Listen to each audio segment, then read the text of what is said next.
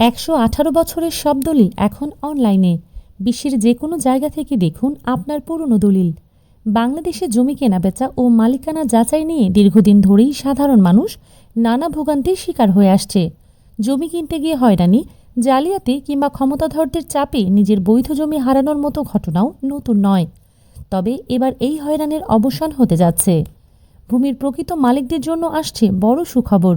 Digital রূপে সংরক্ষণ করা হচ্ছে দেশের সব জমির দলিল।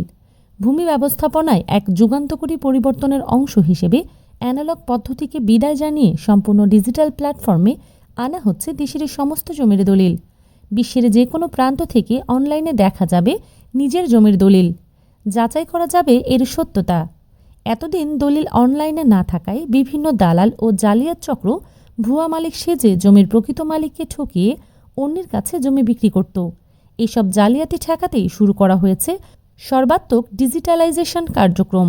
১৯০৮ সাল থেকে ২০২৩ সাল পর্যন্ত ১১৮ বছরের সব রেজিস্ট্রি দলিল স্ক্যান করে একটি কেন্দ্রীয় অনলাইন ডাটাবেজে সংরক্ষণ করা হবে। তবে যুদ্ধকালীন অস্থিরতার কারণে ১৯৪৭ ও ১৯৭১ সালের অনেক দলিল হারিয়ে গেছে। সেগুলো অনলাইনে আনা সম্ভব হবে না। যাদের কাছে ওই সময়কার দলিলের কপি আছে তাদের নির্ধারিত সময়ের মধ্যে রেজিস্ট্রি অফিসে গিয়ে কপি জমা দিয়ে অনলাইনে যুক্ত করার জন্য আবেদন করতে হবে। আইনি পরামর্শ বা তথ্য জানতে আমাদের ফলো করুন।